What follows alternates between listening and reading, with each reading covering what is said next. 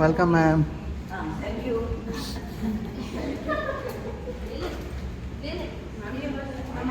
हाँ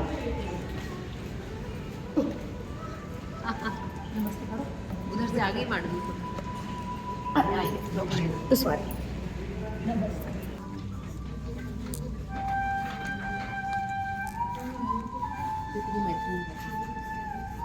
मैडम को इनवाइट करती हूँ कि वो अपना प्रबोधन हमको दे और उससे आशा करती हूँ कि आप सबको बहुत ही वो उपयोगी सिद्ध होगा। धन्यवाद।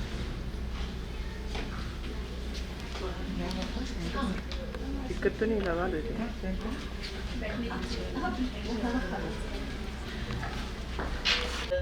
सुफल programme doctor Priya Bhave and her entire team, मैं आप सबके शुक्रगुजार हूँ कि आपने मुझे मुंबई से इधर बुलाया और जो मेरे अनुभव है और जो जिस टॉपिक में मुझे रुचि है वो टॉपिक पे बोलने के लिए आपने मुझे ये एक संधि दी है, उसके लिए मैं आभार प्रदर्शित करना चाहती हूँ। तो सबसे पहले आप सबको hearty congratulations because all of you are expecting now and सबको best of luck for your delivery. And then अभी मैं मेरा जो टॉपिक है वो चालू कर दी। क्या बोलने का, कैसा संवाद करने का वो पता नहीं चलता, इसलिए तो best of luck to all of you. और अभी आज जो मुझे टॉपिक है उस जिसके ऊपर मुझे बात करनी है वो है प्रेगनेंसी। जो गर्भावस्था है उसमें आप क्या खाना पान कैसे इस्तेमाल करेंगे, कौन सा फूड आपको लेना ही चाहिए, क्या अवॉइड करना चाहिए, ये सब के बारे में मैं आपके साथ बातें करूँगी। तो सबसे पहले क्या होता है प्रेगनेंसी में, तो द मेन थिंग प्रेगनेंसी में जो मुख्य चीज जो होती है वो हार्मोन्स, हार्मोनल फ्लक्स जिसे बोलते हैं कि बहुत सारे अलग से हार्मोन्स, अलग मतलब हार्मोन्स सेम होंगे लेकिन उनका जो प्रपोर्शन है, उनका जो क्वांटिटी है बॉडी में वो अचानक से बदलता है। वो जो पहले जो अपना हार्मोन्स रहते हैं वैसे हार्मोन्स नहीं रहते, अभी कुछ हार्मोन बढ़ जाता है, कुछ कम हो जाता है। और ये जो हार्मोनल इम्बैलेंस जिसे हम बोलते हैं या हार्मोनल फ्लक्स, इम्बैलेंस तो नहीं है क्योंकि वो प्रेगनेंसी में जरूरी है इसलिए वो हार्मोनल फ्लक्स होता है, लेकिन ये जो हार्मोन में जो चेंज आता है उसके कारण क्या होता है कि अपने जो गट बैक्टीरिया हैं वो बदलते हैं। तो सबसे पहले मैं आपको वो गट बैक्टीरिया के बारे में कुछ बताना चाहती हूँ क्योंकि उसके ही ऊपर हम आगे देखेंगे कि क्या खाना चाहिए या क्या हम अवॉइड करेंगे। तो क्या होते हैं ये गट बैक्टीरिया, गट बैक्टीरिया यानी जिनको हम बोलते हैं फ्रेंडली बैक्टीरिया या प्रोबायोटिक बैक्टीरिया। सो अपने शरीर में ऐसे फ्रेंडली बैक्टीरिया हैं। हमें क्या लगता है कि बैक्टीरिया हमेशा हमें नुकसान पहुंचाते हैं, बराबर है, क्योंकि हम जब बीमार पड़ते हैं तो क्या लगता है हमें, और डॉक्टर हमें क्या बोलता है कि बैक्टीरियल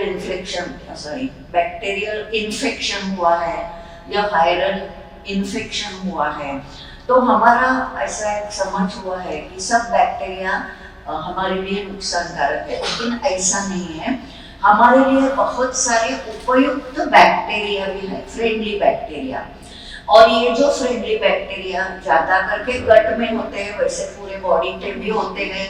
अपने शरीर में जो 9 द्वार जो है, 9 द्वार उनमें भी होते हैं, लेकिन मेन किधर है, गट में। तो ये जो गट बैक्टीरिया हमारे पेट में होते हैं, गट में होते हैं, तो उनका असंतुलन हो जाता है जब हमारे हार्मोन्स बदलते हैं। तो प्रोबायोटिक बैक्टीरिया मतलब आपको समझ में आया, उपयुक्त बैक्टीरिया। और प्रीबायोटिक बैक्टीरिया भी होते हैं, प्रीबायोटिक फूड्स होते हैं। वो क्या होते हैं कि जब प्रोबायोटिक बैक्टीरिया होते हैं, प्रोबायोटिक बैक्टीरिया मतलब ये है कि जो बढ़ते हैं, जिनका नंबर बढ़ता है, सबसे इजी एग्जांपल है दही, कर्ड। आप सबको कर्ड पता है, कर्ड में बैक्टीरिया होते हैं। कैसे आपको पता चलता है? यदि आपने कर्ड ज्यादा देर बाहर रखा तो क्या हो जाता है? वो खट्टा हो जाता है। खट्टा हो जाता है मतलब क्या होता है? उनमें जो बैक्टीरिया है, जो फ्रेंडली बैक्टीरिया है, वो बढ़ते हैं, बराबर। अभी ऐसे ही बैक्टीरिया इडली में भी होते हैं। देखो, इडली का बैटर भी जब हम ज्यादा देर तक बाहर रखें, इडली डोसा, तो वो भी ज्यादा खट्टा होने लगता है, क्योंकि उनमें से जो बैक्टीरिया है वो बढ़ते हैं, बराबर है। और प्रीबायोटिक बैक्टीरिया क्या है? प्रोबायोटिक बैक्टीरिया का फूड जो है वो है प्रीबायोटिक बैक्टीरिया। मतलब यदि प्रोबायोटिक बैक्टीरिया को बढ़ना है तो उनके लिए क्या चाहिए?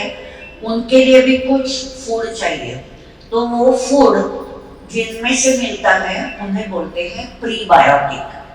तो आपके शरीर में अभी प्रीबायोटिक और प्रोबायोटिक बैक्टीरिया बिफोर प्रेगनेंसी, उनमें एक सिम्बायोसिस रहता है।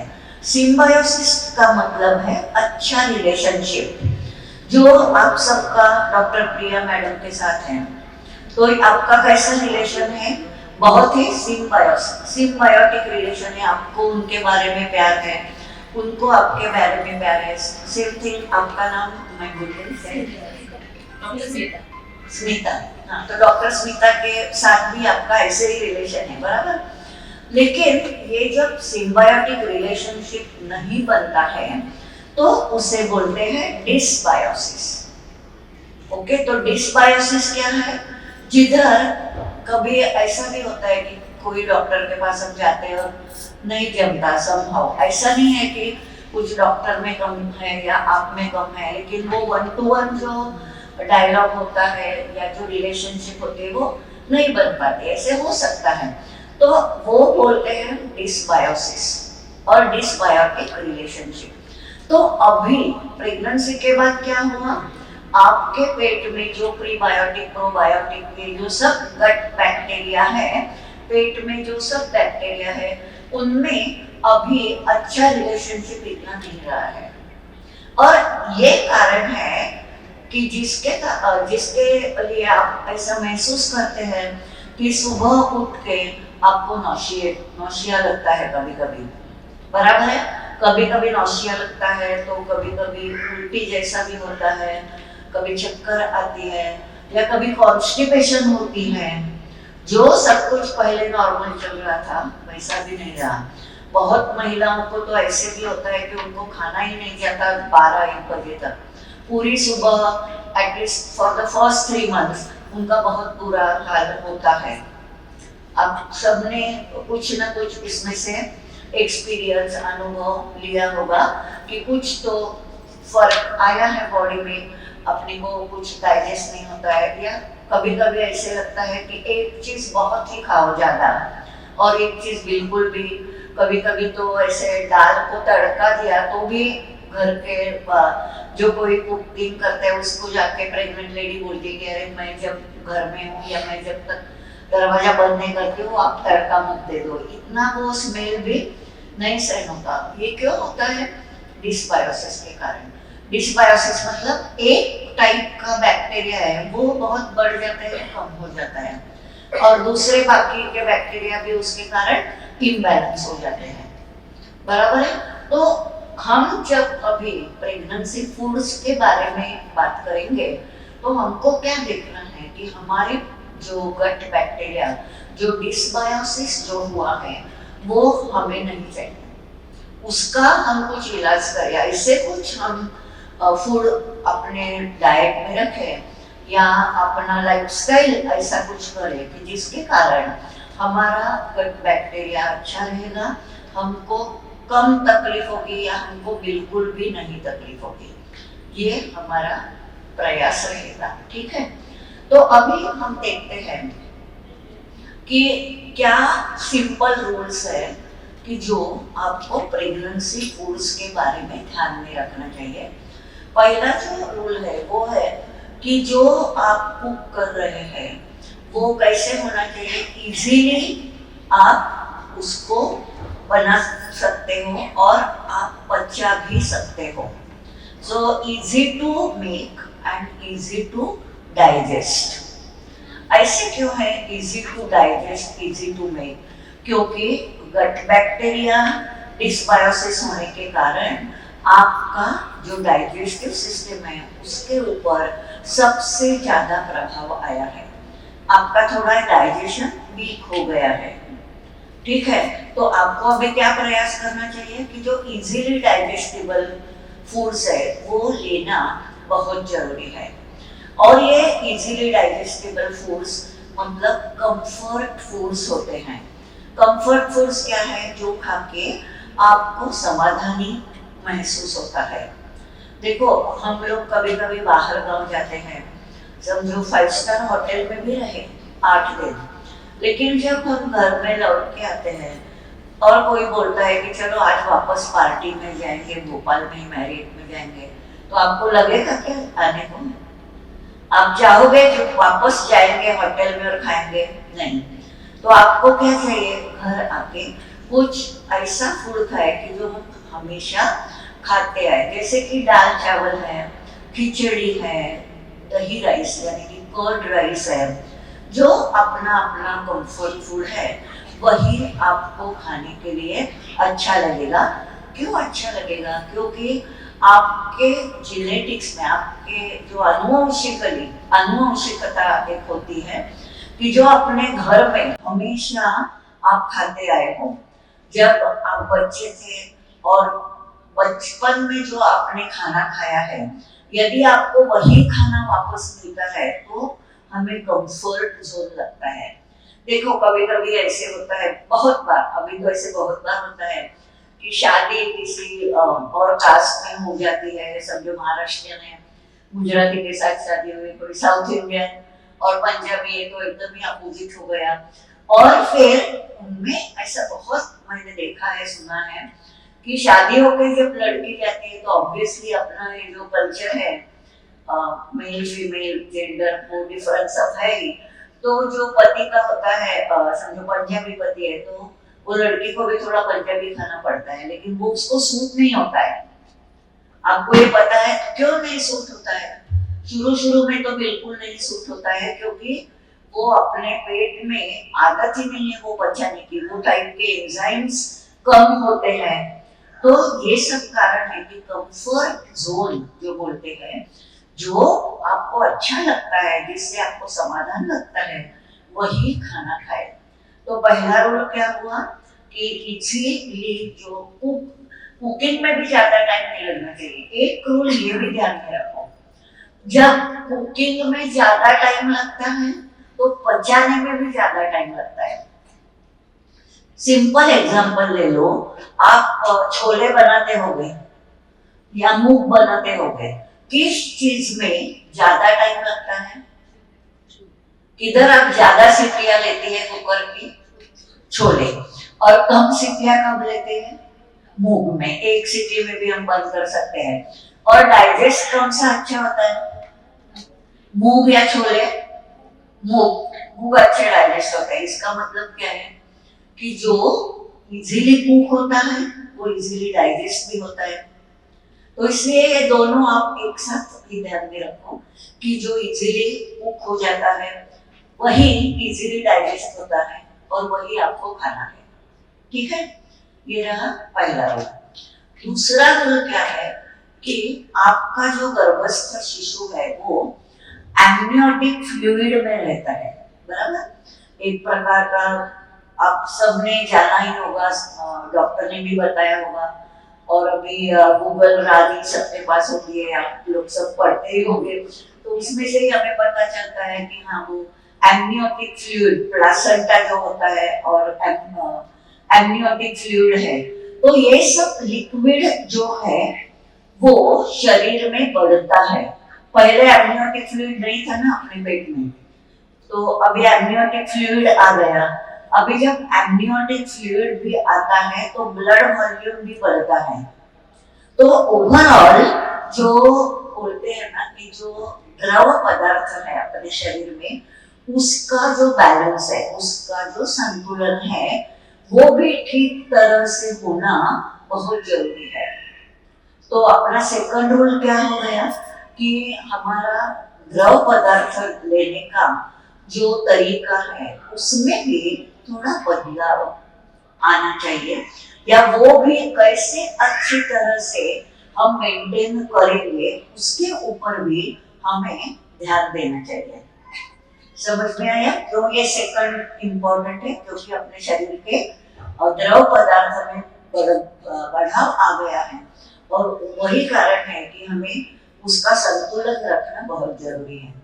अभी थर्ड रूल जो है, अभी डॉक्टर ने, आप सब जब प्रेगनेंसी में चले जाते हैं तो डॉक्टर बोलते हैं कि आपको अभी कोई एडिशनल विटामिन्स की जरूरत है। ये कौन से जरूरी है, कौन से विटामिन्स डॉक्टर आपको बोलते हैं, या कौन से फॉलिक एसिड बोलते हैं, बराबर, फॉलिक एसिड बोलते हैं, फिर आयरन की टैबलेट बोलते हैं, और क्या बोलते हैं, कैल्शियम बोलते हैं, आयरन बोलते हैं। सो ये जो सब चीजें हैं वो आपको सप्लीमेंट के रूप में दिए जाते हैं। अभी एक ये जो थर्ड रूल मैंने बताया कि ये जो सब न्यूट्रिएंट्स है, न्यूट्रिएंट्स बोलते हैं जिन्हें कि कैल्शियम है, आयरन है, फॉलिक एसिड है, ये मेन इम्पोर्टेंट है। और डॉक्टर ये भी बोलते हैं कि अभी आपको प्रोटीन्स ज्यादा खाने चाहिए, बोला है कि नहीं? तो प्रोटीन्स भी ज्यादा खाना है और ये सब न्यूट्रिएंट्स भी अच्छी तरह से लेना है। अभी सप्लीमेंट का मतलब क्या है? आप सबने स्कूल कॉलेज अटेंड किया है ना, एग्जाम्स दिए। पहले क्या मिलता है एग्जाम में? मेन पेपर मिलता है, बाद में क्या मिलता है? सप्लीमेंट। सप्लीमेंट देने के पहले सुपरवाइजर चेक करते हैं कंप्लीट किया है कि नहीं पेपर, या ऐसे ही मांग रहे हो टाइम पास के लिए, कुछ ड्राइंग करने के लिए। तो ये हो गया सप्लीमेंट। तो मतलब क्या हुआ है, मैं क्या बोलना चाहती हूँ आपको, आपका जो मेन पेपर है वो क्या है? फूड। सप्लीमेंट्स कब हेल्प करेगी? जब आपका पेपर अच्छी तरह से लिखा हुआ है तो ही सप्लीमेंट्स, तो ही आपको सप्लीमेंट का जरूर फायदा होगा। तो अभी मैं सप्लीमेंट्स के बारे में बोलना मेरा काम नहीं है, मेरा मेन पेपर के बारे में बोलना मेरा काम है। और मेन पेपर क्या है? अपना जो फूड है उसके बारे में अभी मैं आपको बोलूंगी। ये जो मैंने आपको सब 3 चीजें बताई है इम्पोर्टेंट, कौन सी ये 3 चीजें हैं, मैं एक बार वापस रिपीट करना चाहूंगी कि जो आप इजीली कुक कर सकते हैं, इजीली डाइजेस्ट कर सकते हैं, आपका द्रव पदार्थ का संतुलन अच्छा रहना चाहिए, और आपको ये जो सप्लीमेंट्स न्यूट्रिएंट्स है वो सब अच्छी मात्रा में अपने बॉडी में मिलनी चाहिए। तो ये सब अभी हमें करना है। तो अभी देखेंगे कि क्या क्या करके हमें ये सब चीजें हो सकती है हमारे शरीर में। तो पहले इजी टू कुक पे मैंने पहले ही बता दिया कि जो कंफर्ट फूड है, तो इजी टू कुक में क्या आता है? दाल आती है। नॉर्मली अपने जो ये है पुराना जो मतलब कल्चर है उसमें प्रेग्नेंट वुमन को क्या दिया जाता था? दाल, चावल, घी, अचार और सब्जी। और ये सब्जी क्या होती थी? सब्जी ये नहीं होती थी फ्लावर, कैबेज, मटर, ऐसी सब्जी नहीं होती थी। तो क्या होता था सब्जियों में? लौकी है, कद्दू है, या करेला है, ऐसे सब जिनको हम क्रीपर्स बोलते हैं। बेल पे जो आता है, मेरा थोड़ा हिंदी बड़ा अच्छा नहीं है तो थोड़ा कम ज्यादा हो तो आप समझ लो मुझे क्या बात करनी है। तो ये जो सब क्रीपर्स टाइप के वेजिटेबल्स है वो इजी टू कुक होते हैं। तो अभी हम एक के बाद एक देखेंगे कि कैसे, क्यों इनको इम्पोर्टेंस है। ठीक है, तो पहले मैं राइस के बारे में आपको बताना चाहूंगी। अभी जब मैं बोली कि राइस बहुत इम्पोर्टेंट है क्योंकि वो आपका कंफर्ट फूड है। देखो, जब आपका आपका बच्चा हो जाएगा बाद में, अभी डिलीवरी का टाइम कोई 7th महीने में मुझे दिख रहे हैं, कोई इनिशियल फर्स्ट ट्राइमेस्टर में देख रहे हैं। तो जब आपका बच्चा होगा, अब थोड़ी देर 3-4 महीने ब्रेस्ट फीडिंग करने के बाद थोड़ा थोड़ा सा आपको सॉलिड फूड देना पड़ेगा। तो ये जो सॉलिड फूड देंगे, सबसे पहले आप क्या दोगे? चावल। तो ये जो चावल, मतलब डायरेक्टली चावल नहीं देंगे, पहले उसका कंजी बनाएंगे। कंजी बनाने के बाद थोड़ा सा ऐसा हल्का, ज्यादा पानी वाला ऐसा राइस बना के दे देंगे। उसके बाद उसमें थोड़ा दाल डालेंगे।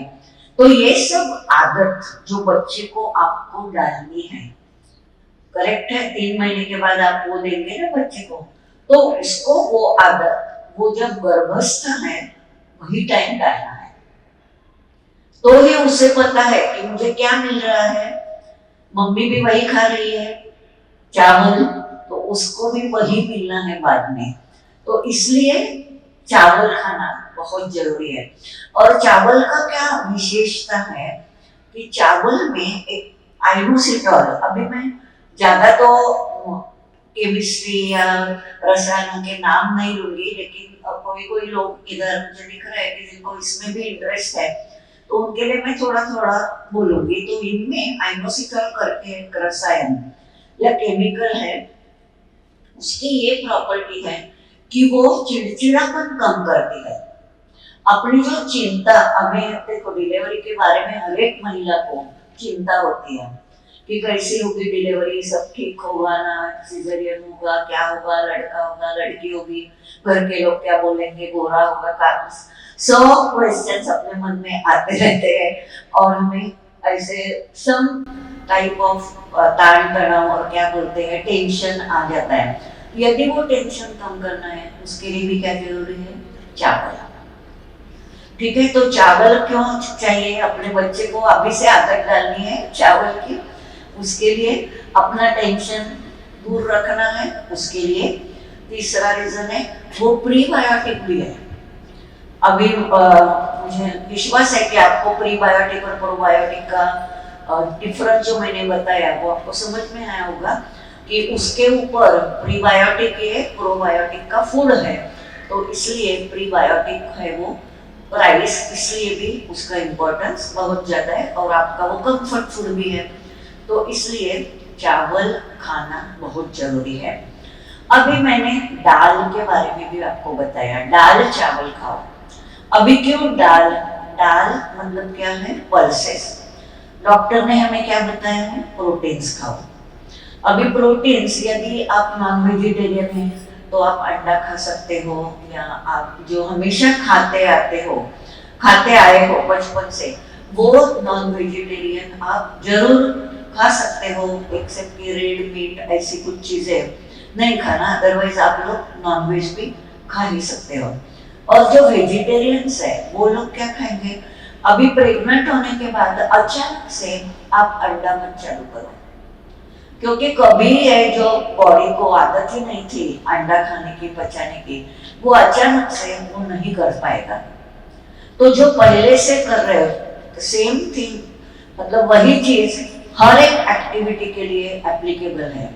यदि आपको एक्सरसाइज भी करना है, जो पहले से कर रहे हो वो कर सकते हो, लेकिन कुछ ऐसे नए कुछ चालू मत करना, क्योंकि आपको पता नहीं है कि आपके बॉडी पे उसका क्या असर होगा, आपके लिए वो अच्छा होगा बुरा होगा, हमें पता नहीं है। तो इसलिए कुछ नई चीज नहीं ट्राई करो, बराबर। लेकिन पल्सेस का लेना जरूरी है, क्योंकि वो इम्पोर्टेंट सोर्स है, प्रोटीन का इम्पोर्टेंट सोर्स है। क्या है प्रोटीन का काम अपने शरीर में?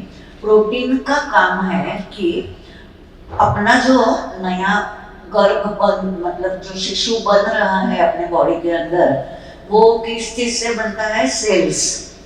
सेल्स होते हैं ना अपना, वो सेल डिवीजन होती है, 1 के 2, 2 के 4 और 4 के इंक्रोवर्स वो सेल्स बनते हैं। तो ये जो सब सेल डिवीजन होती है, वो सेल का जो बेसिक केमिकल है वो है प्रोटीन ओनली। तो इसलिए प्रोटीन टर्नओवर अच्छा होना बहुत जरूरी है। प्रोटीन टर्नओवर क्या होता है? कोई प्रोटीन ब्रेक होता है, कोई नया प्रोटीन बनता है। इस चीज को जानते हैं टर्नओवर, मतलब अपने बिजनेस में क्या टर्नओवर होता है, हम कपड़ा बनाते हैं, 100 कपड़े बनाए, 80 कपड़े बिक गए, तो जो ये टर्नओवर हुआ, इतना बना, इतना बचा, इतना बिक गया। वैसे प्रोटीन टर्नओवर क्या है, इतना बना, इतना ब्रेक हो गया, मतलब वो नहीं रहा। तो ये अपना जो प्रोटीन सिंथेसिस है वो अपने प्रेगनेंसी में अच्छी तरह से होना चाहिए, तो ही अपना बच्चा अच्छा होगा, मतलब हेल्दी होगा। और ये सेम प्रोटीन टर्नओवर जब हम एज, मतलब एज जब बढ़ता है तो भी यही होता है कि प्रोटीन टर्नओवर कम हो जाता है, मतलब ज्यादा प्रोटीन बनता नहीं है और बहुत सा प्रोटीन खर्च हो जाता है, मतलब जो बनता है उससे ज्यादा ही खर्चा होता है। ये ऐसे होता है जब एज होता है। प्रेगनेंसी में भी ऐसे कभी कभी हो सकता है, तो इसलिए आपको ये जरूरी है कि वो प्रोटीन का जो अपना है वो अच्छी तरह से प्रोटीन्स लेना है आपको। अभी कौन सा प्रोटीन ले, इजीली डाइजेस्टेबल, तो इजीली डाइजेस्टेबल कौन से प्रोटीन्स है, मूंग है। और क्या आप बोलो, अभी आप क्या खाते हो, जो अभी आप प्रेग्नेंट है, आप क्या खा रहे हो प्रोटीन्स में, तो पनीर, वेरी गुड। और क्या खा रहे हो, कोई और, चना, अच्छा ठीक है। और सोया खा रहे हो, अच्छा सोया आप खाते आए हो पहले से, अभी नहीं चालू किया ना, तो ये सब है जो प्रोटीन्स आप लोग खा रहे हो। तो एक चीज अब और एक आपको ध्यान में रखना है कि आप जो खाते हैं वो सब एसिमिलेट होता है, जरूरी नहीं है। क्या बोलते हैं हम लोग, you are what you eat, आपने ये सुना है, you are what you eat, मतलब जो आप खाते हैं वैसे आप बनते हैं। मैं उसमें एक वर्ड ऐड करना चाहती हूँ, वो है यू, मतलब जो आप खाते हैं वैसे आप बनते हैं, लेकिन मैं बोलती हूँ जो आप, you are what you eat and more than that what you assimilate, मतलब सिर्फ खा के फायदा नहीं, यानी वो आपके बॉडी में, आपके ब्लड में गया ही नहीं, आपके शरीर को मिला ही नहीं, तो क्या फायदा, उसका फायदा नहीं है। तो कब ये जो प्रोटीन सब खाते हैं ठीक है, लेकिन वो कब आपके शरीर में जाएगा, जब कब एसिमिलेट होगा। एसिमिलेट का मीनिंग आप सबने समझ लिया ना, कि मतलब वो ब्लड, अपना जो ब्लड सर्कुलेट हो रहा है उसमें गया, वो सब पचन अच्छी तरह से हो गया और उसमें जो न्यूट्रिएंट्स है वो आपको मिले, इसका मतलब है वो एसिमिलेट हो गया। कभी कभी हम खाते हैं लेकिन वो चला जाता है अपने शरीर में, वो सात्म्य नहीं होता। तो बहुत जरूरी है कि सिर्फ खाना जरूरी नहीं, लेकिन वो एसिमिलेट होता है कि नहीं ये भी देखना है। अभी आप बोलेंगे हमें कैसे पता चलेगा एसिमिलेट हुआ नहीं हुआ, तो मैं आपको बताती हूँ क्या करना चाहिए जो कि वो आपको एसिमिलेट हो जाए। कभी कभी हम लोग क्या करते हैं कि ऐसे एक बार प्रोटीन ड्रिंक पी लिया दिन में एक बार, और बाद में जो चाहे वो खाया, ऐसे नहीं चलेगा। आपको हर एक खाने में प्रोटीन रखना है। हर एक खाने में मतलब आप ब्रेकफास्ट लेते हो, अभी जो आप ब्रेकफास्ट लेते हो, समझो आपने पोहा बनाया, पोहा तो आप बनाते ही होगे, इंदौर भोपाल तो पोहा बनता ही है, तो पोहे में सेंधाना तो आप डालते ही हो, डालते हैं ना सब लोग, नहीं डालते हो तो मटर डालते हो, तो ये क्या हुआ, प्रोटीन हुआ। तो थोड़ा आप ज्यादा डालो आपके लिए सिंगाड़ा, तो आपको जो पोहा है वो क्या है, राइस का ही बंधु है ना, राइस से ही पोहा बनता है, तो उसके साथ आपको सिंगाड़ा मिल गया, तो आपको अर्ली मॉर्निंग प्रोटीन मिल गया। सबसे पहले जब आप उठते हैं, उठने के बाद आप 1-2-4 बादाम खाओ, वो भी आपके शरीर में प्रोटीन देगा। फिर आप जब खाना खाते हो तो आप दाल चावल यानी कि दाल खाओ, या कुछ जो मैंने भी पल्सेस बताए, मूंग खाओ, मटकी खाओ, चना खाओ, छोले खाओ, जो आपको अच्छा लगे वो खाओ, तो वो आपको सेकंड टाइम मिल गया। अभी रात को थोड़ा लाइट खाना पसंद करते हैं ना हम सब लोग, आपको तो पर्टिकुलरली, क्योंकि फिर बहुत पेट हेवी हो जाता है, नींद अच्छी नहीं आती है, तो इसके लिए क्या जरूरी है, लाइट खाना है। तो लाइट क्या खाओगे आप, खिचड़ी, सबसे इजी जो है खिचड़ी, उसमें क्या आया, दाल आया, चावल आया। अभी उसमें आप कुछ वेजिटेबल्स भी डालो, कुछ वेजिटेबल्स डालो, थोड़ा पतली खिचड़ी बनाओ, तो अपना जो हाइड्रेशन होना चाहिए, मैंने जो द्रव संतुलन के बारे में पहले बताया, वो सब आपके वो दाल चावल खिचड़ी विथ वेजिटेबल्स में आ ही गया। शाम को क्या खाओगे, खाते हो ना शाम को भी, क्या खाओगे शाम को, क्या खाते हो, वेज सैंडविच। अच्छा लेकिन ये वेज सैंडविच जो खाते हैं उसमें आप क्या डाल सकते हो, पनीर सैंडविच बनाओ, चीज सैंडविच बनाओ, खोबरे का भी, मतलब वो चटनी बनाते हैं उसका भी आप बना, ठीक है। तो ये इस तरह आपको ये जो प्रोटीन है वो डिवाइड करके लेना बहुत जरूरी है, तो ही वो एसिमिलेट होगा आपके शरीर में। एक ही बार दिन में लोगे तो नहीं होगा। दूसरी इंपॉर्टेंट चीज है प्रोटीन एसिमिलेशन के लिए, दूसरी जो चीज है प्रोटीन एसिमिलेशन के लिए वो है आपको एक्सरसाइज करना जरूरी है। एक्सरसाइज मतलब क्या है, आप योगा करते होंगे, योगा आप इधर भी आपने योगा दिखाया होगा इधर, या आप वॉक के लिए तो जरूर जाना, वॉक जरूर करना, तो ये करके भी प्रोटीन एसिमिलेशन अच्छा होता है। और एक बहुत इंपॉर्टेंट चीज आप ध्यान में रखो कि प्रेगनेंसी ये कुछ बीमारी नहीं है, प्रेगनेंसी ये अपने जो लाइफ में है बहुत अच्छी अवस्था है, ये आपको आनंद देती है, ये आपको बीमारी नहीं देने वाली है। एक चीज आपको पता है, एक बार यूएसए में क्या हुआ था, ये जो ओलंपिक्स होते हैं ना, तो ओलंपिक्स में ऐसे कुछ लोगों ने पार्टिसिपेट, ऐसे कुछ महिलाओं ने उसमें पार्टिसिपेट किया, और ये महिलाओं ने क्या किया, वो प्रेग्नेंट हो गए, पर्पजली प्रेग्नेंट हो गए, क्योंकि जो फर्स्ट ट्राइमेस्टर है उसमें आपका शरीर का जो एबिलिटी है, आपका जो एरोबिक एक्सरसाइज करने का पावर है वो बहुत बढ़ता है, क्योंकि हमारा जो शरीर है, पर्टिकुलरली फीमेल बॉडी जो होती है ना, उसमें बहुत ज्यादा सहन शक्ति है, एंड्योरेंस होता है, और वो प्रेगनेंसी में मैक्सिमम होता है। तो पहले 3 महीने में वो क्या करती थी लेडीज, जो 2-3 ऐसे उधर एग्जाम्पल्स हो गए, और वो बहुत अच्छी तरह से खेलती थी, बहुत अच्छी तरह से दौड़ती थी, उनको अवार्ड, मतलब वो जो कुछ मिलता है प्राइज वगैरह वो मिलता था, और बाद में वो एबॉर्शन करते थे। ये हुआ है, और उसके बाद उन्होंने किया कि जो अभी प्रेग्नेंट है वो लोग पार्टिसिपेट नहीं करेंगे। आपको पता है ये स्टोरी, तो this is a very interesting story. मुझे क्या लोग हैं, मतलब वो उसके लिए कुछ मेडल लेने के लिए ऐसे प्रेग्नेंट भी हो, मतलब ये अपने बॉडी के साथ खिलवाड़ ही करना है एक तरह से, लेकिन करते थे।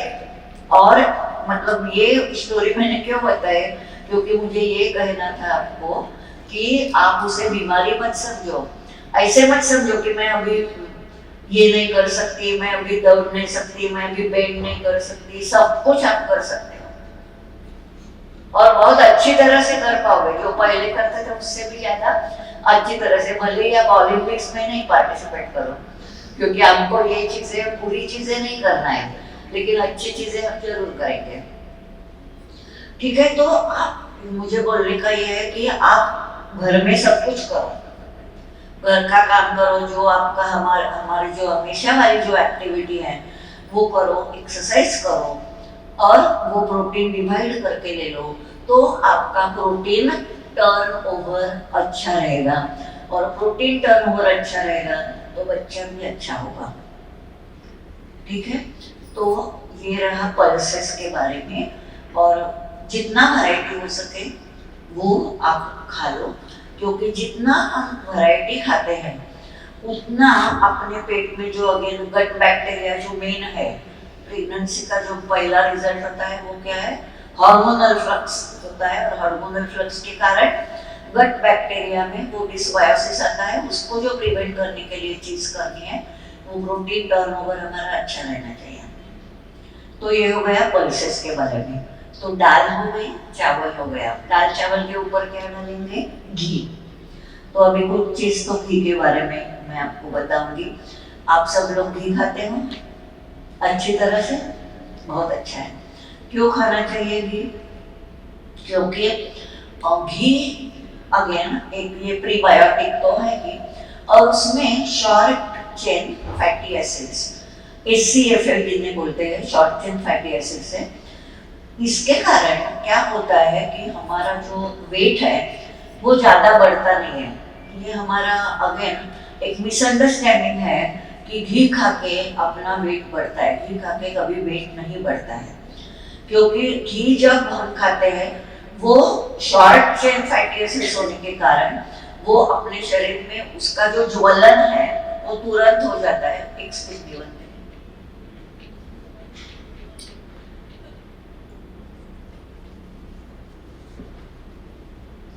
तो ज्वलन उसका तुरंत हो जाता है। तो प्रेगनेंसी में वेट तो बढ़ना चाहिए अपना, तो वेट बढ़ना चाहिए, लेकिन ज़्यादा भी नहीं बढ़ना चाहिए, क्योंकि बाद में उसको कम करना हमारे लिए डिफिकल्ट हो।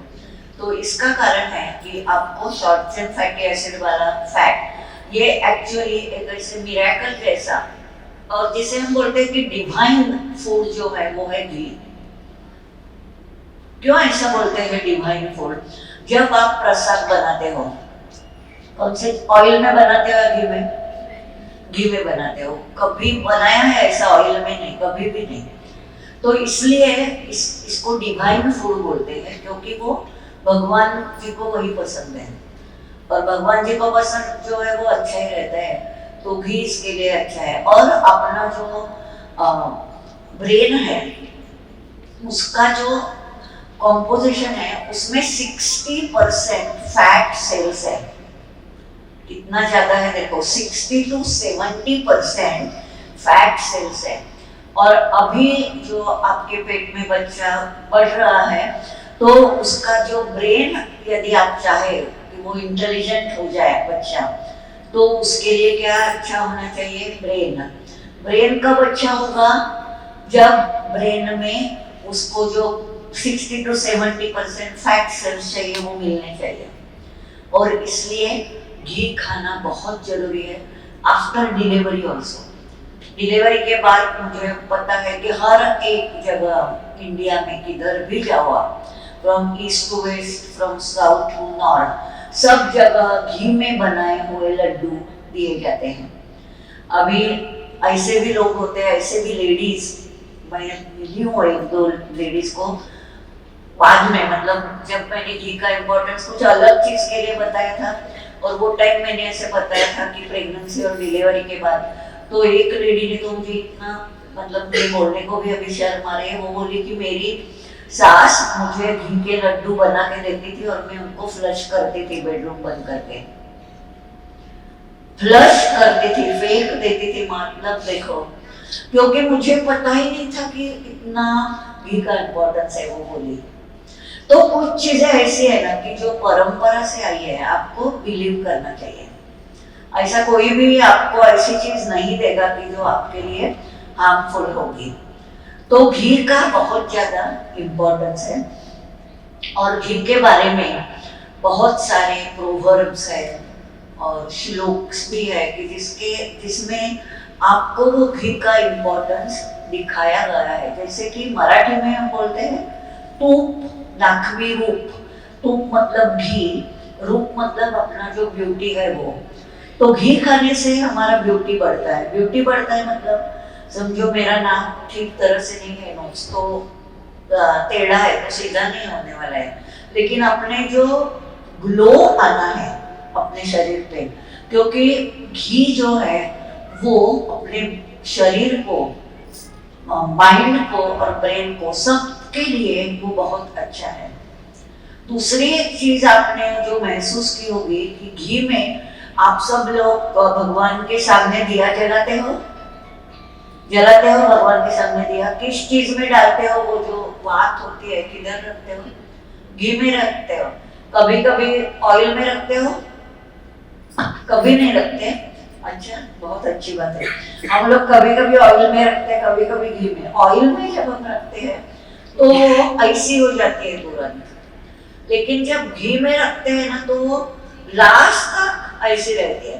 तो यदि हमें ऐसे ही रहना है, अपना बैकबोन ऐसे स्ट्रेट ही रखना है, अपने बच्चे का भी बैकबोन अच्छा होना है, बोन्स अच्छे होने हैं, तो क्या रखना चाहिए अपने डाइट में? घी का होना बहुत जरूरी है, क्योंकि घी खाने से ही अपने विटामिन डी जो है उसका एसिमिलेशन अच्छी तरह से होता है। विटामिन डी ऐसे डॉक्टर आपको बोलते हैं कि फॉलिक एसिड लेना जरूरी है, B12 लेना जरूरी है, कैल्शियम आयरन, लेकिन इसका मतलब ये नहीं है कि बाकी के विटामिन का इंपॉर्टेंस नहीं है। बराबर है ना, सब चीजें बॉडी को चाहिए। तो विटामिन डी का भी बहुत ज्यादा इंपॉर्टेंस है अपने बोन्स के स्ट्रेंथ के लिए। और अभी प्रेगनेंसी में डिलीवरी का जब टाइम आता है तो बोन और मसल में स्ट्रेंथ होना बहुत ज्यादा जरूरी होता है, तो ही बच्चे को आप नॉर्मल डिलीवरी से बच्चा बाहर आ सकता है, नहीं तो सिजेरियन ही करना पड़ता है। यदि आपके बॉडी के बोन्स और मसल्स में स्ट्रेंथ नहीं हो तो सिजेरियन ही डॉक्टर को करना पड़ता है। तो ये स्ट्रेंथ आने के लिए आपको घी खाना जरूरी है, क्योंकि देन ओनली विटामिन डी आपके बॉडी में एसिमिलेट हो जाएगा। 3 चीजों का मैंने इंपॉर्टेंस बता दिया। अभी उसके साथ आप अचार खाते हो? क्या है अचार का इंपॉर्टेंस? अचार का एक बहुत ज्यादा इंपॉर्टेंस है कि विटामिन B12 उसमें होता है, और एक विटामिन है जिसके बारे में बोला नहीं जाता, K2 जिसे बोलते हैं, वो भी अपने प्रेगनेंसी के कारण, प्रेगनेंसी के टाइम में बहुत जरूरी होता है, और इसके लिए वो अचार खाना बहुत जरूरी होता है। देखो, अननोइंगली क्या होता है कि हम लोग बोलते हैं ना कि मुझे बहुत प्रेग्नेंट होती है गर्ल, तो क्या बोलते हैं, ऐसा चटक मटक ऐसा कुछ खाने को मन करता है, कुछ ऐसा पानी पूरी खाओ, तो पानी पूरी बाहर जाके नहीं खाओ, घर में खाना है तो ठीक है, लेकिन पानी पूरी खा ही सकते हो, लेकिन उसमें आप अच्छी तरह से मूंग डालो, आलू डालो तो ठीक है। और अचार खाने को, इमली खाने को बहुत लोगों का मन होता है ना, कुछ खट्टा खाने की अपने को इच्छा होती है। क्यों होता है ये? क्योंकि अपना शरीर अपने को जो चाहिए वो लेता है, वो डिमांड करता है, और वो डिमांड हम पूरा करना चाहिए। ऐसे नहीं है कि वे कुछ झूठ बोलती है कि मुझे इमली खाने का मन हो रहा है, क्योंकि वो बॉडी मांग रही है, शरीर मांग रहा है, और इसलिए। तो अभी देखो, मिट्टी भी खाती है कभी कभी प्रेग्नेंट वीमेन, सुना है आपने? क्यों खाती है मिट्टी? क्योंकि मिट्टी में मिनरल्स है। क्या मिनरल्स है? कैल्शियम है। तो जो मिलता है, अभी यदि वो उसको कैल्शियम बाकी कुछ सोर्स से नहीं मिला है तो क्या करेगी बेचारी? मिट्टी खाएगी। बच्चा भी कभी कभी खाता है मिट्टी, क्योंकि उसको भी जब कैल्शियम कम होता है तो नेचुरल इंस्टिंक्ट से हम लोगों को वो चीज खाने को मन करता है। मेरा खुद का एग्जाम्पल, मतलब ये चीज मैं नहीं दे रही हूँ प्रेगनेंसी के, लेकिन 50 साल की जब तक मैं थी तब तक मुझे बिल्कुल भी स्वीट अच्छा नहीं लगता था, लेकिन अचानक से उसके बाद मुझे ऐसे होने लगा कि चलो कुछ स्वीट खाओ, क्योंकि अब मेरे शरीर की वो जरूरत हो गई कि कुछ ज्यादा कैलोरी चाहिए मुझे। तो ये जो अपने को शरीर अपना अपना बताता है, वो उसके ऊपर ध्यान देना बहुत जरूरी होता है। ठीक है, तो इसलिए वो आचार खाना भी बहुत जरूरी है। उसको ऐसे मत सोचो कि इसमें बहुत ज्यादा ऑयल है, इसमें बहुत ज्यादा सॉल्ट है, तो मैं कैसे खाऊं। ऐसे आपको कुछ थॉट मन में लाने की जरूरत ही नहीं है। ये ठीक हो गया, इधर तक हम आ गए। अभी और कुछ चीजों की बारे में और जो कुछ फूड्स आपको खाना ही चाहिए उसके बारे में मैं बताना चाहती हूँ। एक तो है रागी, यानी कि रागी आप सबको पता है, फिंगर मिलेट्स। रागी सुना है, नाचनी, हिंदी में क्या बोलते हैं, रागी ही बोलते हैं। तो रागी का भी बहुत ज्यादा इम्पोर्टेंस है। अभी रागी एक ऐसी चीज है कि जो एक्चुअली पूरा लाइफ में उसका इम्पोर्टेंस है। तो जब कल भी मैंने इधर टॉक दिया जिसमें मैंने रागी का इम्पोर्टेंस बोला, तो जब प्रेग्नेंट नहीं होते हैं, प्रेगनेंसी ट्राई कर रहे हैं तो भी रागी चाहिए, प्रेग्नेंट होते हैं तो भी रागी चाहिए, डिलीवरी हो जाती है तो भी रागी चाहिए। अभी मैं रागी के बारे में मैं आपको एक स्टोरी संक्षिप्त में बताती हूँ, क्योंकि आपको लगे कि हाँ रागी खाना बहुत जरूरी है। आपको पता है कि रामायण, कनकदास का जो रामायण है उसमें एक स्टोरी बताई गई है।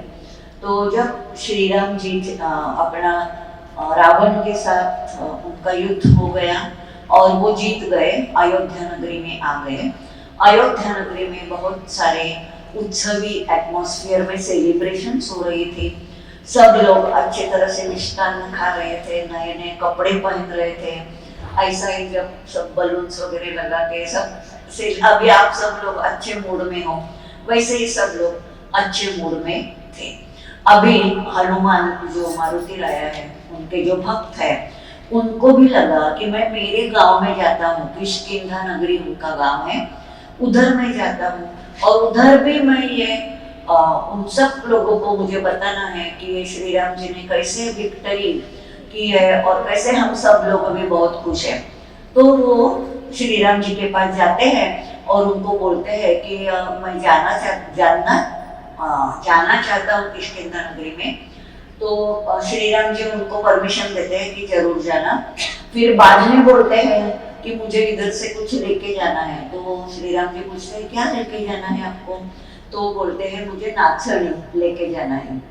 तो इधर जो राइस है, चावल है, उसका ईगो है, अहंकार है, उसको ठेस पहुंचती है और वो श्री राम जी के पास आके बोलते हैं कि देखो आप उनको नाचनी मत लेने को बोलो, उनको बोलो कि चावल को लेके जाना, क्योंकि मेरा इम्पोर्टेंस लाइफ में सबसे ज्यादा है। क्यों मैंने आपको बोला ही है कि सबसे पहले हम अपने बच्चे को भी, हम सब ने भी चावल ही खाया है, तो चावल का इम्पोर्टेंस है ही है।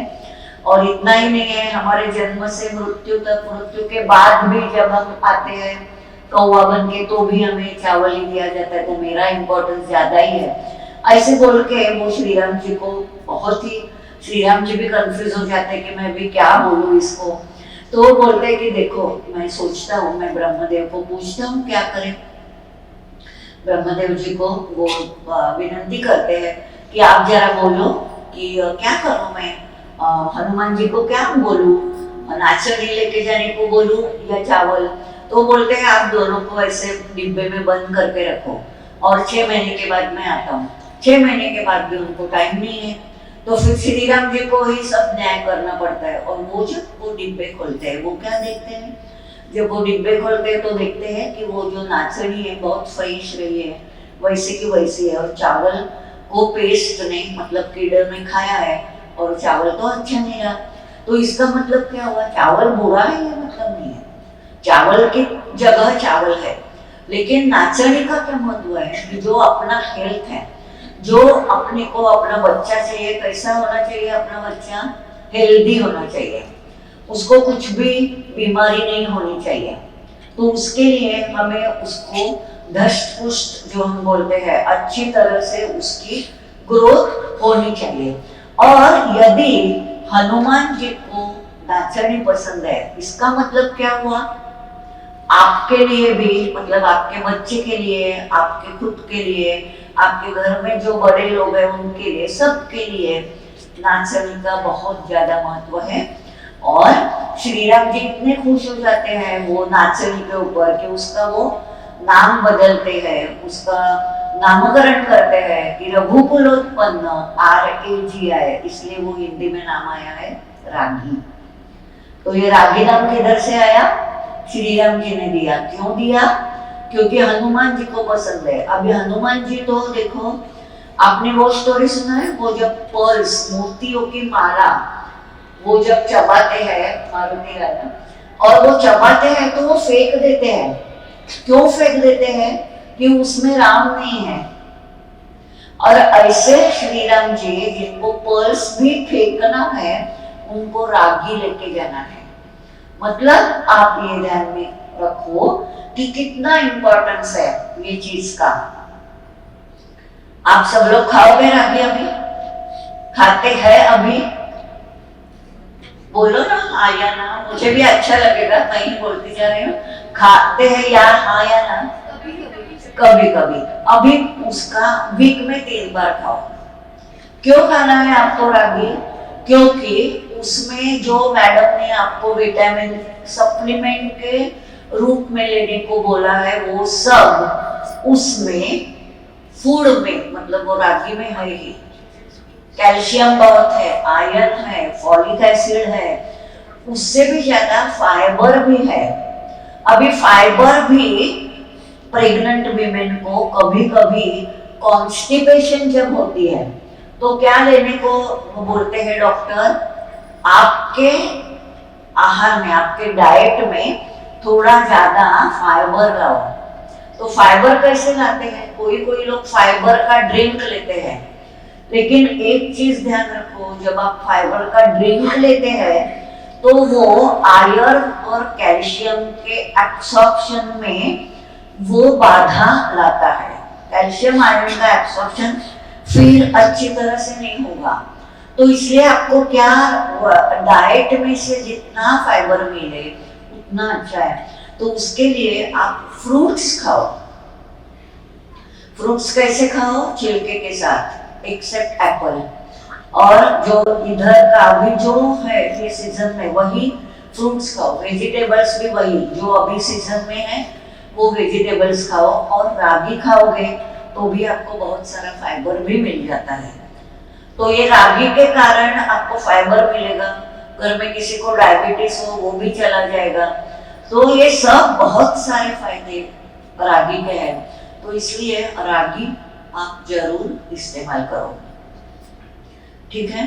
तो रागी के साथ आप ज्वार, बाजरा, ये भी चीजें, ये जो सब मिलेट्स, अभी जो इंटरनेशनल ईयर ऑफ मिलेट्स है ना, तो सब आपको बोलते हैं कि ये सब मिलेट्स आपको खाना चाहिए। ज्वार का रोटी खाओ, बाजरा का रोटी खाओ, राजगीरा खाओ।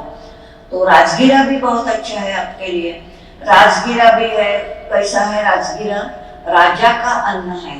राजगीरा मतलब राजा का अन्न। रामदाना मतलब जो श्री राम जी को यानी कि गॉड को अच्छा लगता है। और इंग्लिश में अमरैंथस मतलब अमर, लॉन्जिविटी जिससे मिलती है। तो राजगीरा, इसमें भी अच्छी तरह से प्रोटीन्स है, फॉलिक एसिड और विटामिन, सब कुछ, बहुत सारे न्यूट्रिएंट्स है। इसलिए वो राजा को और गॉड्स को और सबको अच्छा लगता है। तो राजगीरा भी खाना है आपको। और एक चीज आपको बहुत जरूरी है खाने को, वो है बीट। सब लोग आप टोमेटो खाते होंगे, कुकुम्बर, ककड़ी खाते होंगे, कैरेट खाते होंगे, बीट खाते हो? हाँ या ना? हाथ ऊपर करो चलो। कितने लोग बीट खाते हैं? बहुत कम लोग खा रहे हो। तो बीट खाना आपको बहुत जरूरी है। ये रीजन है कि बीट में बहुत ज्यादा एक बिटालिन करके नाम का, बीट में बिटालिन है। और ये बिटालिन जो है केमिकल, उसका आपके शरीर को बहुत फायदा है। वो उसमें से फॉलिक एसिड भी है और इम्पोर्टेंट है उसमें वो है कॉपर है, मैंगनीज है और मैग्नीशियम है। देखो क्या क्या है, कॉपर, मैंगनीज, मैग्नीशियम, ये सब मिनरल्स हैं, वो बीट में है। समझ में आया?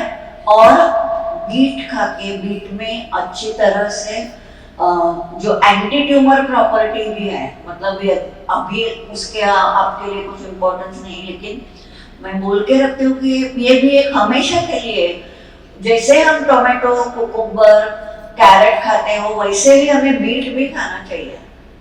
बहुत मैंने देखा है कि बीट कम बहुत लोग खाते हैं, क्योंकि क्या होता है, टेस्ट अच्छी नहीं लगती।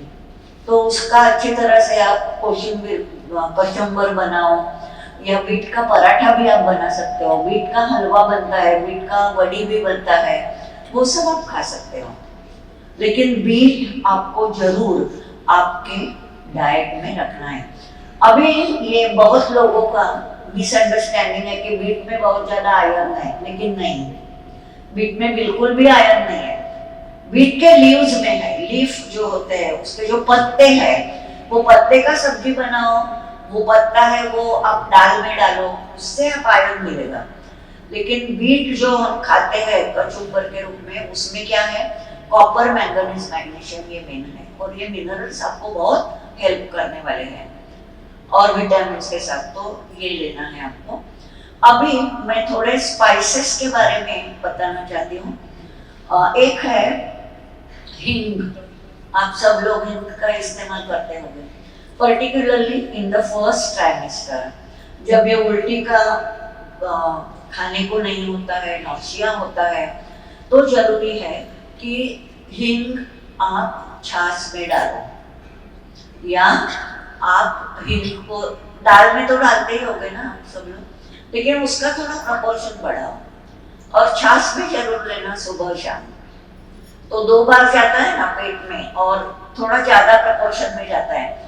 नहीं तो आप यदि दाल में डालोगे, सब्जी में डालोगे, इतना सा हींग जो डालेंगे वो सब लोगों में घर के डिस्ट्रीब्यूट होगा, तो आपके पेट में इतना ज्यादा नहीं जाएगा। लेकिन यदि आप 1 गिलास छाछ लो, उसमें थोड़ा सा हींग डालो, आपको ही वो मिलने वाला है। तो हींग खाना बहुत जरूरी है। इससे क्या होगा, आपका जो नॉसिएटिक फीलिंग है वो कम होगा, ब्लोटिंग, कभी कभी गैस होता है, वो भी बिल्कुल कम हो जाता है। तो हींग का इस्तेमाल करो। दूसरा एक है नटमेग, जायफल, पता है? तो ये भी आप दूध में डाल के खा सकते हो। क्या होगा ये, जब आप जायफल दूध में डाल के, जब मैंने प्रोटीन का टर्नओवर के बारे में बताया, तो रात को अब मुझे लगता है आप सब लोग दूध तो पीते होंगे ना, अभी प्रेगनेंसी में सब लोग पीते हैं दूध, तो ये दूध में आप थोड़ा सा जायफल डालो। ओके, इसमें भी बहुत सारे न्यूट्रिएंट्स हैं जो आपको हेल्प करने वाले हैं, जो विटामिन्स, मिनरल्स और सब एंटीऑक्सीडेंट प्रॉपर्टी है जो आपको मदद करेगी। तो इसलिए रात को तो मैं आपको दूध का एक बहुत अच्छा फॉर्मूला बताऊंगी। दूध में आप नटमेग डालो, हल्दी डालो। थर्ड जो स्पाइस है जिसके बारे में मैं बताना चाहती हूँ वो है हल्दी। हल्दी का बहुत ज्यादा इम्पोर्टेंस है। आपको पता होगा कि अभी हल्दी के जो पेटेंट के लिए भी बहुत लड़ाई चालू थी इंडिया और अमेरिका में, क्योंकि अभी सबको पता चला है कि हल्दी में जो क्यूरक्यूमिन है उसका क्या खास प्रॉपर्टी है, उसमें एंटीऑक्सीडेंट प्रॉपर्टी है, एंटी इन्फ्लेमेटरी प्रॉपर्टी है। इन्फ्लेमेटरी मतलब जो बॉडी को सूजन आती है, कभी कभी प्रेगनेंसी में पाँव में सूजन आती है, particularly in the last trimester.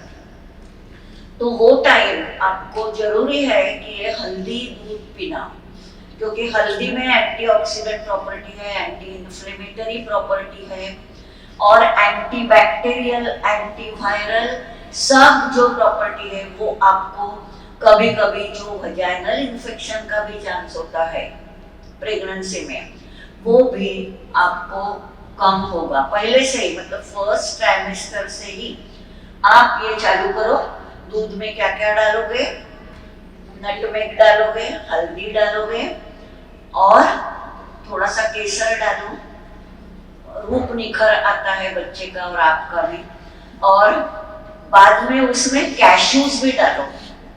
Cashews आप थोड़े से पाउडर करके डाल सकते हो। कैश्यू खाने से भी क्या होता है, कैश्यू खाने से भी अपना चिंता जो है, अपना जो तान तनाव जो है बहुत कम हो जाता है। आप गोवा में जाते हैं तो देखते हैं गोवा के लोग कैसे होते हैं, क्या बोलते हैं हम उधर जाके, कितने आराम से रहते हैं। उसका एक वर्ड है, कूल नहीं, उनका एक वर्ड है और अभी मुझे याद नहीं आ रहा तुरंत, सुशेगात बोलते हैं। गोवा में सब सुशेगात चलता है, मतलब आराम है, कुछ चिंता नहीं है। क्यों चिंता नहीं है, क्योंकि क्या खाते हैं, चावल में भी वो आइनोसिटोल है, वो कूल रहते हैं। फिर कैश्यूज भी खाते हैं, वो भी एंटी डिप्रेसेंट है, वो कूल रहते हैं। तो अपने को यदि टॉर्चर से दूर रहना है तो कैश्यू वो दूध में भी डालो, ये कॉम्बिनेशन का दूध पियो, आपको कुछ टेंशन नहीं होगा।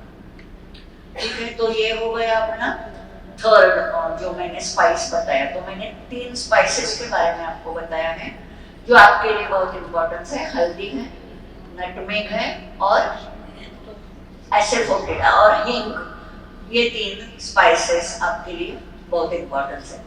अभी चलन वलन वो तो आपको करना ही है, क्योंकि चलन वलन नहीं रहेगा तो मैंने जैसे बोला एक्टिविटी बहुत जरूरी है, नहीं तो सिर्फ आपका वेट बढ़ता जाएगा, प्रोटीन का एसिमिलेशन नहीं होगा, तो वो जरूरी है। अच्छी तरह की नींद लेना भी बहुत जरूरी है।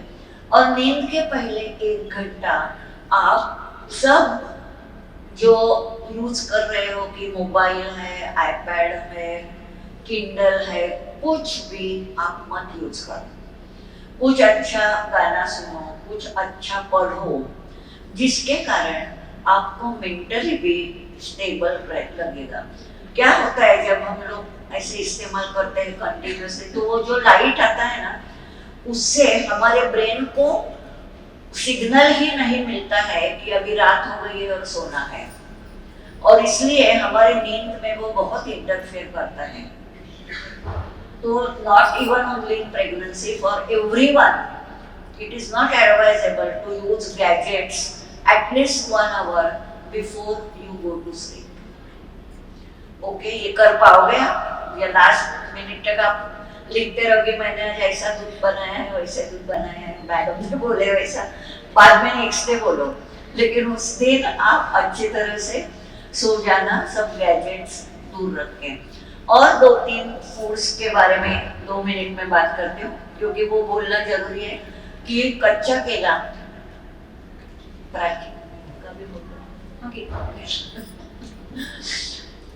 तो ये जो क्या बोलते हैं, जिनको रतालू पता है, रतालू है, कच्चा केला है, सूरन है, इनमें भी ऐसे कुछ न्यूट्रिएंट्स हैं जो आपके प्रेगनेंसी में हेल्प करती है।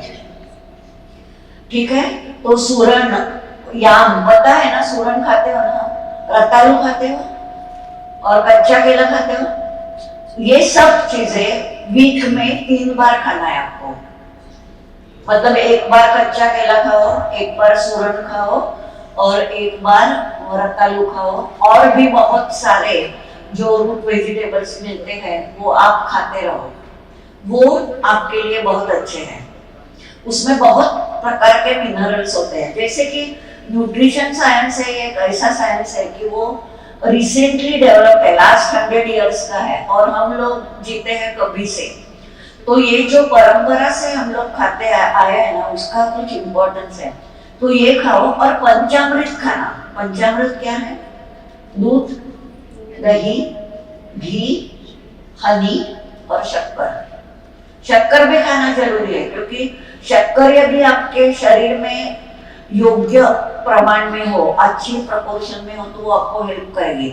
लेकिन वो किस चीज के होना चाहिए, वो लड्डू में या घर में बनाए हुए लड्डू, घर में बनाई हुई बर्फी, वड़ी और चाय में ऐसी शक्कर खाओ। लेकिन आपको एक चीज बिल्कुल ही मना है, वो है पैकेज्ड एंड प्रोसेस्ड फूड, क्योंकि ये पैकेज फूड में जो शुगर है वो बिल्कुल आपके लिए अच्छी नहीं है।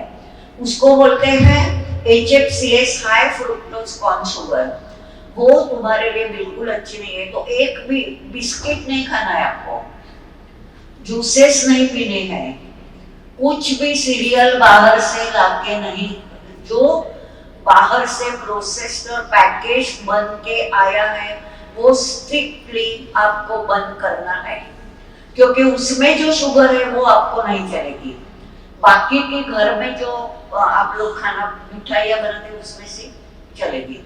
और सॉल्ट भी आप सिर्फ वो जो नमक खाते हो, सफेद बारीक नमक खाते हो, उसकी जगह हिमालयन सॉल्ट, मतलब वो भी खाओ, लेकिन बाकी के जो सेंधा नमक मिलता है, आप लोग तो इस्तेमाल करते ही है सेंधा नमक, हिमालयन और यो जिसे हमें सी सॉल्ट बोलते हैं, क्रिस्टलाइन सॉल्ट, वो भी इस्तेमाल करो, ठीक है। ये सब सॉल्ट भी आपको इस्तेमाल करने। तो ये हो गया शुगर और सॉल्ट के बारे में। मैंने बहुत सारा आपके साथ शेयर किया है, जितना आप कर सको। मैं तो बोलती हूँ कि मैक्सिमम आप करो, आपको जरूर अच्छा रिजल्ट आएगा। आप सबको बहुत ज्यादा बधाई है और बेस्ट ऑफ लक। डिलीवरी अच्छी हो जाए, सबके अच्छे बच्चे हो गए। Thank you.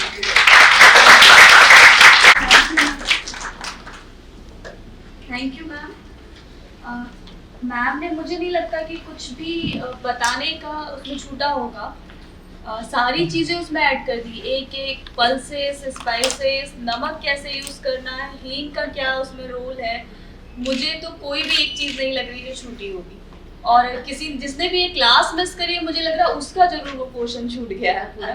तो क्लास तो बिल्कुल मिस नहीं करना चाहिए था। आप लोगों को शायद आज ये समझ आ रहा होगा बच्चे के लिए कितना इम्पोर्टेंट है ये सब कुछ खाना, और किस तरीके से खाना। खा सभी रहे हैं, लेकिन तरीका क्या होना चाहिए। जैसे कुछ वर्ड तो मैम ने ऐसे बताया जो शायद कोई खा ही नहीं रहा है, वो छूटते चला जा रहा है। तो हमें ये चीज़ का ध्यान रखना बहुत ज़रूरी है। आगे की रूपरेखा बढ़ाते हुए हम लोग जो हर बार गोद भराई का प्रोग्राम करते हैं वो स्टार्ट करना चाहूँगी। मैं कुछ नाम अनाउंस करूँगी, उसमें अगर किसी का नाम ऐसा है जो नहीं आ रहा है तो प्लीज़ मुझे आकर बता दे। मैम ने इतना बहुत धन्यवाद हम सबको ये सारी चीज़ों से अवगत कराने के लिए। उनसे मिलकर, उनके साथ रहकर, कह रही थी ना प्रिया मैम बार बार कि वो 1 घंटा हमारे लिए बहुत ज़्यादा इम्पॉर्टेंट होगा, जो चीज़ वो बताएंगी। तो शायद बहुत सारे लोगों ने तो बुक्स वो लिखा भी है, सारे अपने नोट्स बनाए हुए हैं, बस उसको अपने जीवन में उतार ले तो शायद बहुत ही अपना बेड़ा पार हो जाना है। बच्चे के अंदर कैसे गोरा होना है, क्या होना है, वो सब भी बताया, तो आप प्लीज़ नोट कर लीजिएगा सब लोग। और मैं अभी मैम का हार्दिक स्वागत करती हूँ, अभिनंदन करती हूँ। और देवांशी मैम से, हमारे यहाँ जो टीम में रिप्रोडक्टिव मेडिसिन में मैम है डॉक्टर देवांशी मैम, उनसे कहूँगी कि मैम को हमारे तरफ से थैंक यू गिफ्ट कि वो आई और इतना बहुत मूल्य समय निकाला। प्लीज़ आना।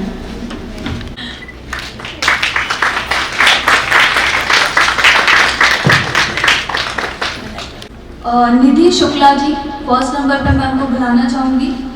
डॉक्टर गरिमा मैम, प्रीति यादव जी,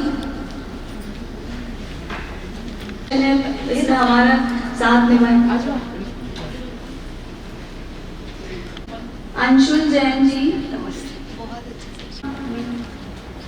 प्रियंका गोयल जी,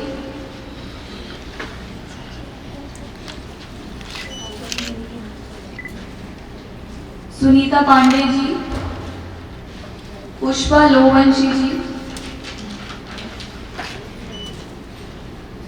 तुलसी लोवंशी जी। इसमें किसी का नाम अगर नहीं है और वो 7 मंथ से ऊपर है, प्लीज आ जाइए, मुझे नाम बता दीजिए जी, प्लीज आ जाइए। सुख के आंसू आ रहे, आनंद आंसू। अरे बाप रे, ये क्या? अरे ऐसे नहीं करो।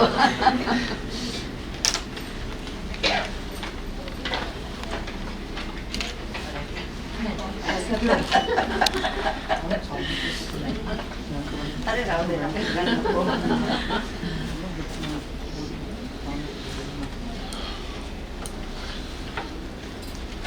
आई थोड़ा इकडे प्लीज एकदा।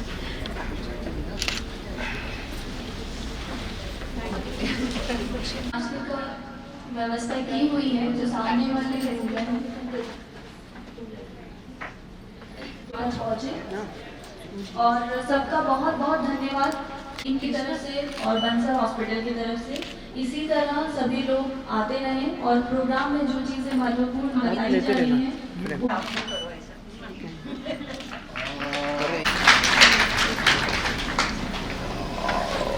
फैल जाओ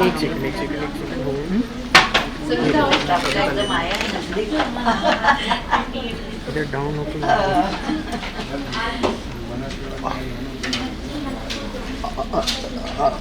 excuse man, look here one more time. हाँ, yes ma'am, thank you very much.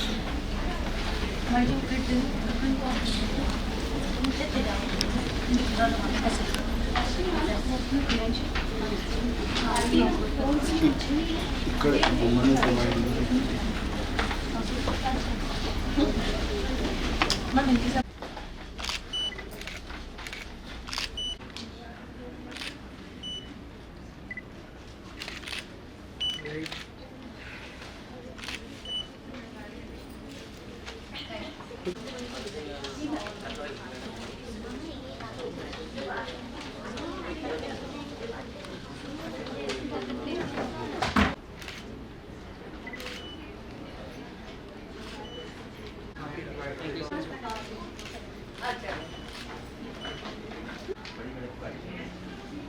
मैं डॉक्टर प्रिया भावे चित्ताना बंसल अस्पताल भोपाल में रिप्रोडक्टिव मेडिसिन विभाग में कार्यरत हूँ।